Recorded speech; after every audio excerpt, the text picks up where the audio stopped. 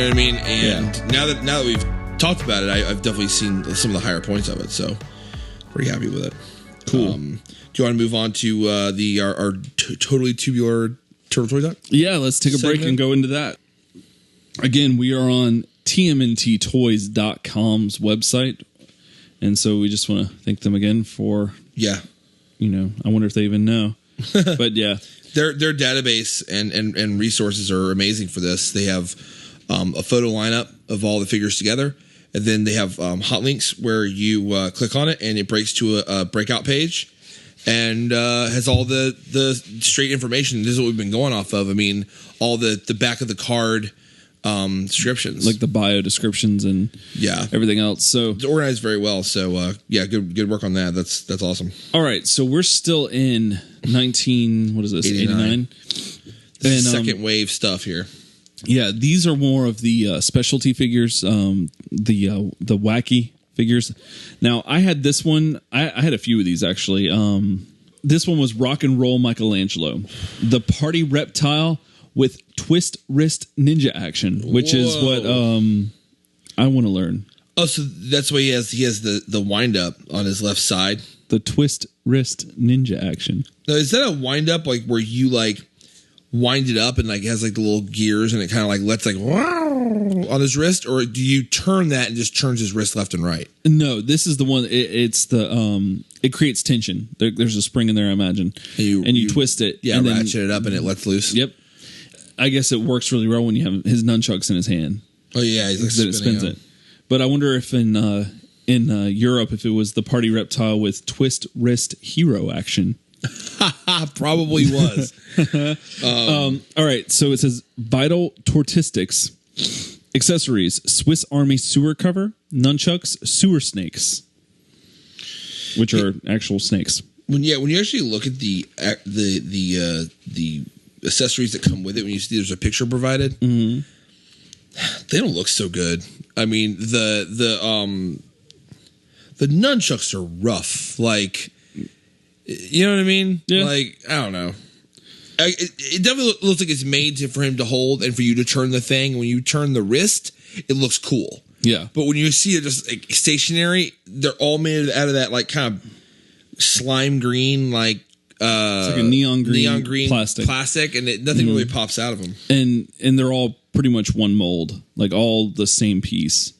But the thing is that these toys were meant to be played with. Like, so they were just, I didn't mean to offend you. No, you didn't offend me. You're offended. It's just that this is a trope of Playmates that, they make toys for, kids generally, but now they're doing the classics that are more adult oriented with more detail and things like that. But the thing about Mikey here, when we talk about the actual, before we get to the description, the visual of him, he's definitely got a funky green color, and what looks like the arm that does not have the wrist action appears to be darker than the arm that does.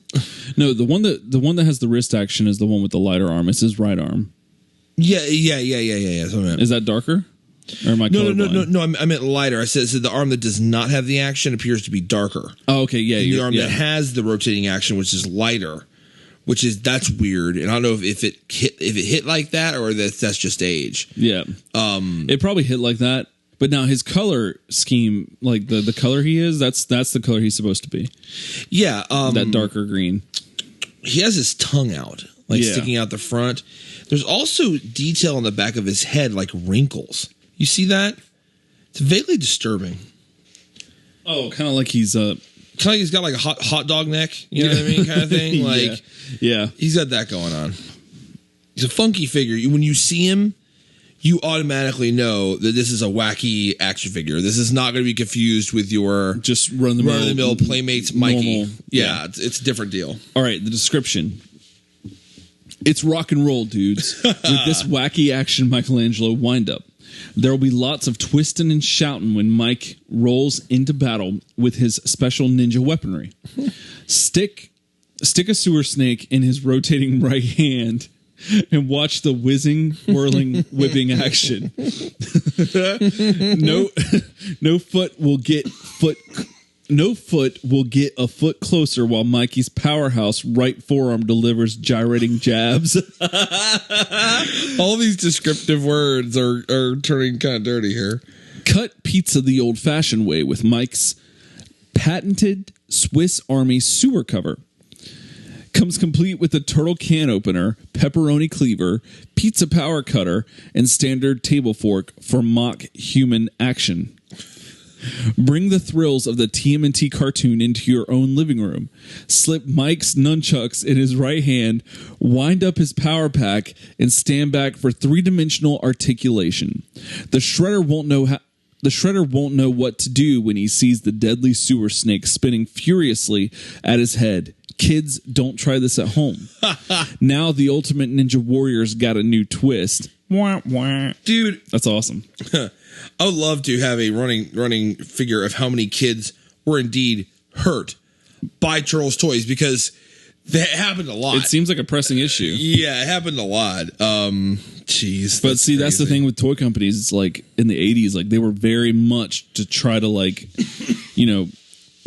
keep themselves, to discourage that. Yeah, a little COA, a lot of COA back then. Yeah. I guess we'll move on to Sewer Swimmin' Donnie, who looks like he's got one chromosome too many, a little bit. Oh, too much of a good thing here.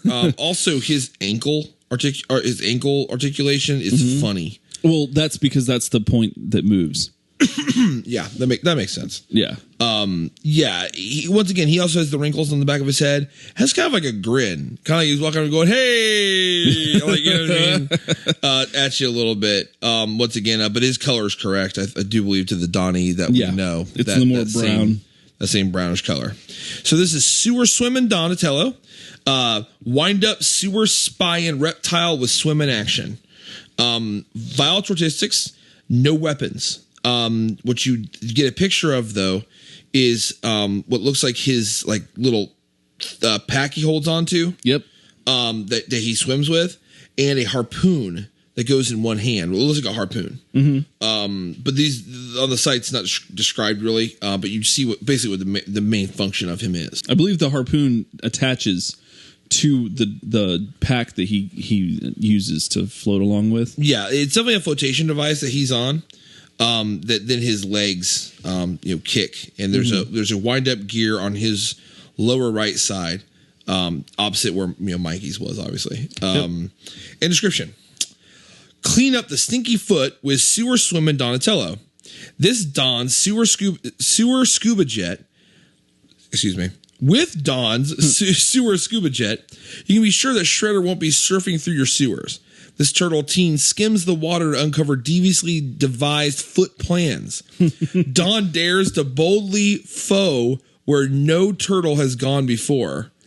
I guess it's supposed to be goat typo. Yeah. I think that's funny as hell, though. Boldly foe. I wonder if they keep typos. I wonder if there was a typo on the box. Like it might have been.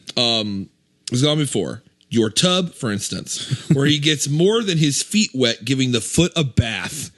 What? What are they talking about? I don't know.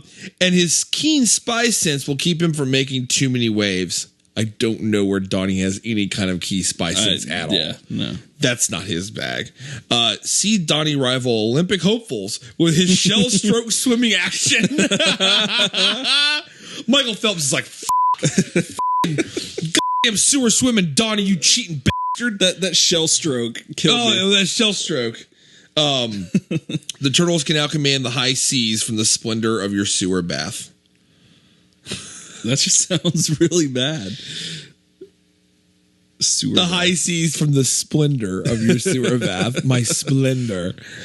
I vaguely remember him. I had him. You did? I don't know if I really got on the wacky figure train. I don't think as a kid. I barely remember him. I had him and Mikey. No, I didn't have this Raphael. Breakfightin Raphael. First of all, best name ever. Breakfightin. Breakfightin, just the phrase itself, should be used more often. Oh, yeah. Now, he's grinning, and he's got bigger eyes, and they've got pupils. Now, all three of these turtles have pupils. Yeah. He's the lighter green that he normally is, the pea green kind of thing. Yeah. All right, so and he has the same wrinkles on his forehead, or on the back of his head. And let's see. All right. Breakfightin Raphael. Wind up streetwise reptile with breakfightin action. Breakfightin. I love that term. So I love that term. So Vital Tortistics, garage can gyro lid with turtle tools. Rat Bola, anti-foot stars. Description: when Raphael gets wound up, he likes to unwind on his back. Right there. That's hilarious to me. He slides on his detachable garage can gyro lid and flips into a back-breaking ninja spin. Nothing will be left standing inside the circle of turtle terror as the disgusting rat bola spins ferociously in Raphael's green grip. The foot don't stand a chance against Raphael's streetwise break-fighting maneuvers. His anti-foot stars slice with the ruthlessness of a Vegematic. Yes. So turn up the boombox and let the break-fighting master teach the foot a few steps. Raphael would gladly sweep the shredder off his feet and prove once and for all that it takes two to tangle. Tangle? Like tango? Yeah. I don't know. That's interesting. Where does he wind up? Oh, I lost it. I think it's right. It looks like a push button. Hold on. It says wind him up and watch him go, but I don't see like. I want to say that it's on his back. See the part that where it looks like where normally that large dagger that used to come on the weapon tree would go in his back. I believe it's on that you twist that. Okay. And then you sit him where you need it, and then you hit that button and he spins. It goes off. Yeah, okay, I believe that's how that goes. Interesting. So yeah. Well, now we are to our last figure, Mouser. Yes. Which someone ought to have been shot to put these decals on this thing. Yeah. It looks like total shit. Yeah. They're sliding off and they're like all crazy. So Mouser. Real quick, did you notice how tall he is? Yeah, he is in total evenness with the turtles. He's a little shorter, but honestly, at this point, Sewer Swim and Donnie's almost a head taller than anyone else there. Yeah. Everybody else is around the same height. The Mouser's a tad shorter. He comes up to about the turtle's nose. Yeah. But or to their beak, I guess. But he's big. And we talked about this before, and you see illustrated here. Yeah. Rough on that one. So the Mouser. Robotic rat trap with an appetite for turtle. Vital Mouser-tistics. That doesn't make any sense. Yeah. Robotic rat trap with an appetite for turtle. Birthplace. So he gets stats. Oh, yeah. I guess because he's being introduced for the first time. Yep. There we go. Okay. So, Baxter Stockman's laboratory, birthplace. Weight, 46 pounds on an empty stomach. It's pretty heavy for a Mouser, man. That, okay. Height, 2'6". Hobby, eating. Now, hold on a minute. The turtles are in this canon, and with these figures, they say that they're 5 foot even, pretty much. Yeah. Because at one point it was like 5'3", and then at one point they said like Donnie was like 4'3". It's like, nah, it's a typo. There's no way he could be that short. Yeah. So I guess he's 2'6". So he's roughly half. He's roughly half as tall as they are, according to this. But as the figure, he's big. Hobby, eating. Favorite food, ground rat cheeseburgers, turtle pizza. Turtle pizza. Description. The Mousers were created by the infamous wickedly winged foot scientist Baxter Stockman. Wickedly winged. It's interesting. These robot rat traps patrol city streets and sewers, scanning for edibles with their penetrating search eye. Your typical robot Mouser has a mindless cavity the size and shape of a walnut. Its cast iron stomach, however, makes its garbage dump look appetizing. Chock full of turtle pizzas, rodent ravioli, rat cheeseburgers, and moused potatoes. Boom! Puns done one to this bitch. These Mousers will devour anything.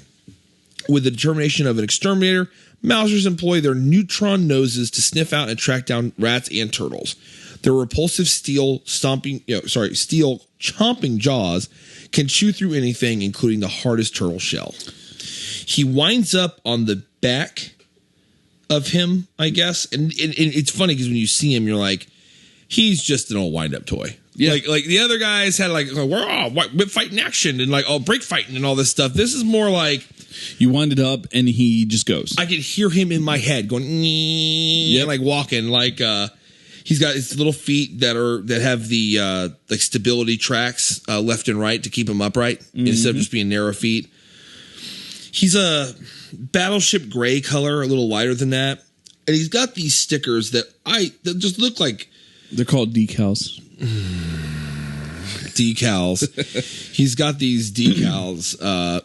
Well, 50 people that are as into comic books you listen to the podcast immediately go unsubscribe. Yeah. Like stickers, like shut it down. Delete. Yeah, he's got these decals on him that are obviously very strangely placed, and he's just battleship gray plastic, so they're trying to add something to him. Right. So he's got like green slime coming out of his mouth, like on the decals. Yeah. And then, which I assume is ooze. And then he's got a turtle with an X over it on his, like, right above his leg. Now that I zoom in, they actually make more sense. I'm sorry, I didn't really see him that well. And then he's also got like a control panel on his chest. So, yeah. That's the Mouser. He kind of looks like yeah. Like you know what I mean? Like when it comes to it, he just doesn't look very good. He looks definitely rushed. Yeah. He doesn't really retain any of the things you see from a Mouser. I don't know. He looks like a Mouser, but he doesn't look right. Well, now thankfully, subsequent releases of the Mousers have been more to scale and more just like your general small, like very limited articulation kind of figure. Perfect. I don't know if they ever released smaller ones in this line in the original waves of Playmates, but okay. I wonder why Leonardo didn't get one. I was about to say that. I'm like, if they decided to knock it down to 4, they're gonna have 4 wacky figures. My question is, why the is the Mouser considered wacky? You know, wacky. I mean, he's a character in the show. I mean, I just put him with the line. But I guess it's just because it fit in with the gimmick. You're right. The articulation, the movement of like the wind up thing. Yeah, smart move to have a wind up Mouser. That's kind of cool. That's not a bad idea. As a kid, it's a cool thing to have one like walking at the turtles. You know, while you're fighting them. Yeah. The same time, I'm curious. Were they the same price as the turtles? That's the wacky. I would assume that the wackies were like any figure that had more like a gimmick to it. Typically, I say that, but more like an action feature. As opposed to like Trenchcoat Donatello, like Trenchcoat Donatello would probably be the same price. These might have been like a couple of dollars more. Okay, but yeah, but they would have been unilaterally priced. The Mouser costs the same as Breakfightin and costs the same as whatever. Possibly. Yeah. Okay. I don't really know. I'm just thinking about like I'd love to know how many of the Mousers sold versus the other figures, because like if you go to a store and you see like, I don't know what the price point was. Let's call it like, $10, right? No, it wouldn't have been that. How much was it? Oh, it was probably like 5 or 6, if that. Well, let's say your average. What was your average figure price? Like probably like $5. $5. So let's say these are $6.50. Okay, and you're at the store at $6.50, and you're sitting there like, all right, you know what I mean? And you're looking at $6.50, and across the labels it's $6.50 for all 4 of these. Right. How many kids are going to go, man, Breakfightin Raph, or one spinning wrist, Mikey, or swimming Donnie, or walking Mouser? Yeah, I'll buy that. You know what I mean? Like, I looked at how they sold, like just the fact that like you're spending that same amount of money for was essentially, a wind up toy. Well, it doesn't even resemble a turtle or anything like that. It's a Mouser. But the other dynamic is when you're thinking about when we were kids buying these. You not only had to think about what you had, but you had to think about what do my friends have so that I could be the envy of them. And so I can bring something to the party, because at that point, like if you can make a complete set, that was always the goal. Yeah, I remember thinking the same thing, being like, okay, so like I know that like nobody kind of has like Rat King, or nobody has this. I'm gonna grab that, and like this and that, and like you always knew the kid with the Technodrome. I never had it. I had the blimp and I had the sub. And you know what I mean? So you knew who had what. So you all get together and you basically had like the line, hopefully. Yeah. It's interesting. I mean, and then again, we're attacking this from a from an adult mentality. Like, we're looking at these 4 items to purchase and we're like, that one's obviously not one I'd purchase, but that doesn't sway a kid. Yeah. A kid sees Mousers in the first season of TMNT and they want a Mouser. Yeah. And like, it doesn't matter if the parent's probably going, oh my God, that's a horrible choice. Yeah. But a kid wants a Mouser. Mouser would have been second season. What I'm saying is that he saw. Was it second season? No, it was in the first season. That's right. So they've seen this and whatever, and they're into it. I also remember like my mom's friends, like that, like we would call aunts or whatever. Mm-hmm. Like Christmas time, it's like, what do you want? And then they'd end up buying like stuff like that. It's like, oh, okay. One thing I always thought was interesting was that like when we talk about like a kind of action figure, the accessory that kind of came out as its own thing. Mm-hmm. They released a series. I can't remember who did it. They released a series of like Rocky, like licensed figures from like the Rocky movies, but they were a lot. They're definitely built for like an adult audience because it's like Rocky. You're talking about like recently? Yeah. Oh, they're probably NECA. Yeah, they're like Rocky the movie. Like, you know what I mean? It's like new kids aren't buying that. They're definitely they're more detailed figures. I have a bunch of them in my garage somewhere. But they sold as a side, like as an item that cost the same amount of money. It was called the meat. And it was the whole side of beef that he punches in the movie. Mm-hmm. You could buy that and have that be one of the props that you had. But it was, I remember seeing it and it costing the same amount of money. And me being like, yeah, definitely collector based. Like a person's not going to go, oh, I know I'm going to buy today the meat. Like, you know what I mean? It's definitely for the guy has to have it all. It's like, well, you got the Rocky, you want this and that, you got to have the meat, you got to have the, you know what I mean? Oh yeah. But I always thought it was really, really interesting that it was packaged by Zilla. It's kind of funny. Mm-hmm. Just a side of beef. Just a slab has been sculpted, and it's like their side of beef, and then that's what you're going to pay for. Yep.